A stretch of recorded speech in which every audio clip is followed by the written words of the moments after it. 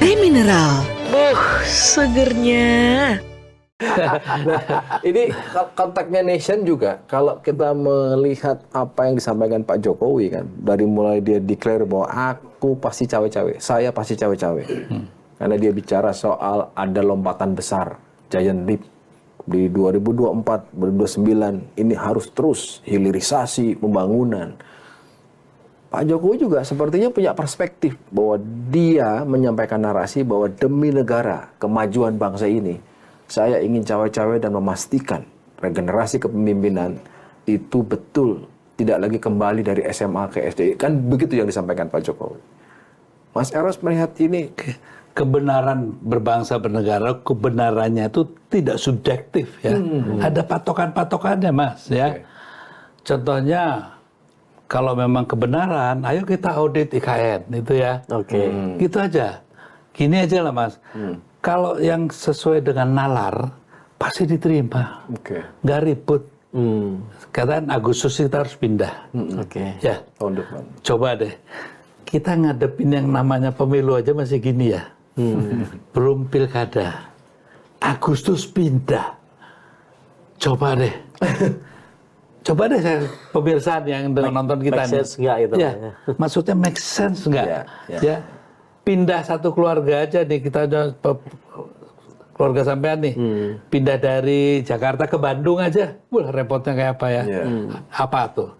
Nanti Ganjar kalau pindah nih, yang dia lakukan bukan kerja, adaptasi lingkungan, pola komunikasi, yaitu sinkronisasi, dan juga banyak hal lagi yang harus dipersiapkan dalam rangka persiapan menjadi, karena belum jadi pasti, ya nggak mungkin lah Agustus nanti tinggal ya nggak nyampe 1 tahun lagi, ya toh.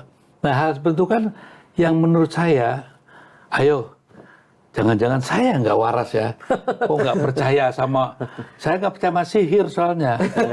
Saya juga dididik saya kan sekolahnya teknik, ya saya bisa ngitung secara matematik juga gitu ya.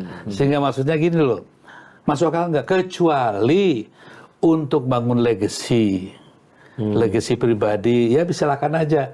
Oke, kita sepakat pindah. Kenapa harus Agustus? Kenapa itu satu proses panjang ya, yang nantinya finalnya itu mungkin di 2028 atau 2029, gitu kan lebih make sense. Ya, gitu. Ya. Nah, siapa yang sebetulnya bermain di luar sinetron ini? Dan siapa lakonnya ini Mas? Nah, siapa lakonnya? Jadi gini loh, saya ingin sekali ya.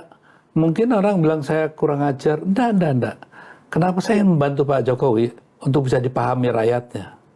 Ya, jadi justru kalau sekarang ini rakyat nggak paham. Yuk pindah. Gimana ya gitu. Saya tanya contohnya nih, yang masih pertanyaan kok katanya itu tanahnya sewa siapa gitu ya. Terus nanti si 10 konglomerat itu perannya apa di sana, gimana? Ini kan masih pertanyaan-pertanyaan politik yang dijelaskan gitu.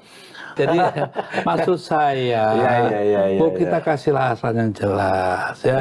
Hal demokrasi itu sama presiden cawe-cawe itu bertolak belakang. Gitu. Iya. Loh ya dong.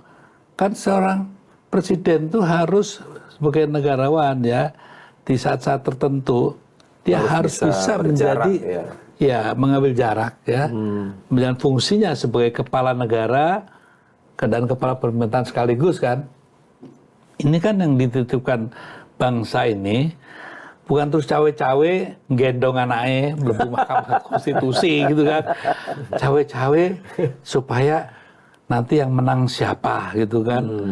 Nah ini hal yang sebetulnya menurut saya ya, sayang sekali. Pak Jokowi itu kan people darling ya. Iya. Dan lama sekali. 2 tahun yang lalu, tahun yang lalu itu people darling loh ya. Iya.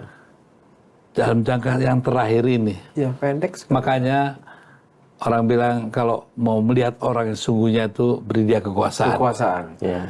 Kalau mau lihat yang lebih jauh lagi, beri kuasaan yang lebih lama dikit.